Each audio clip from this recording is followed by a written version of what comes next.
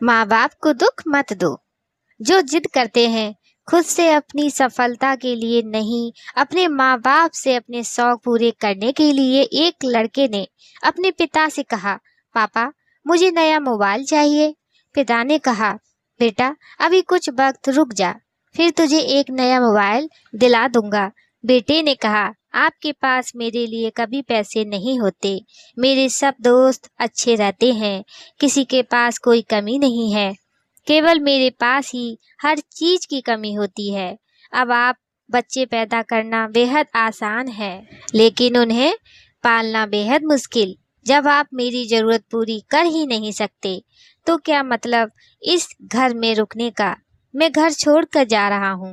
बेटा रुक जा, मेरी बात तो सुन, हम तुझे दिला देंगे। माता और पिता ने बेटे को रोकने और समझाने की काफी कोशिश की, लेकिन वो नहीं रुका। गुस्से में उसने बैग पैक किया और घर से निकाल पड़ा। लेकिन घर से निकलते वक्त गलती से उसने अपने पिता की डायरी अपने बैग में डाल ली।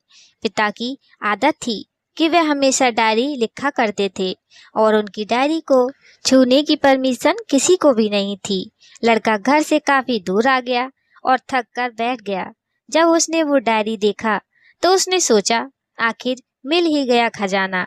आज पता चल जाएगा कि मेरे पिताजी कहाँ कहाँ दौलत छुपा रखी है और उन्हें किन किन लोगों से पैसे लेने हैं, और सारा का सारा लेखा जोखा आज मुझे मिल जाएगा।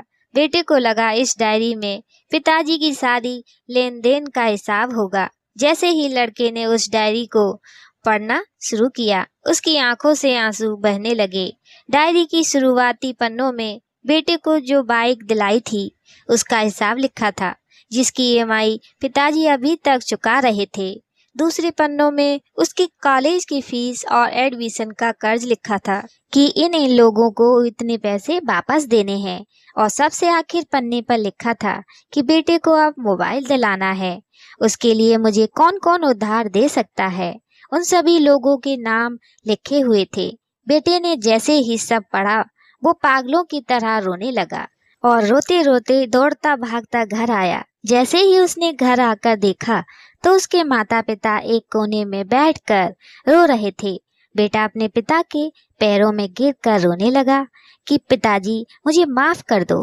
पिता ने कहा, बेटा तू मत रो, तुझे मोबाइल मिल जाएगा। बेटे ने कहा, पिताजी मुझे आपसे कुछ नहीं चाहिए, मुझे पता चल चुका है आप इस डायरी में हम लोगों से क्या छिपाते थे। मैं अब आपको कोई काम नहीं करने दूंगा, मैं मेहनत करके सब कुछ ठीक करूंगा। ये सुनकर पिताजी ने बेटे को गले से लगा लिया। दोस्तों, माँ बाप अपना पूरा जीवन, अपनी पूरी खुशी अपने बच्चों के लिए कुर्बान कर देते हैं, लेकिन कुछ बच्चों को लगता है कि माता पिता ने उनके लिए कुछ नहीं किया। वे कभी आपको अपनी समस्या नहीं बताते, भले ही वे कितनी ही बड़ी समस्या से गुजर रहे हों। रिश्तेदार भी उन्हें नीचा दिखाते होंगे तो भी वो सह लेते होंगे, लोग भी ताने मारते होंगे तो भी वो सह लेते होंगे, लेकिन आपसे अपनी समस्या कभी शेयर नहीं करते क्योंकि वो आपको कभी दुख नहीं देना चाहते हैं।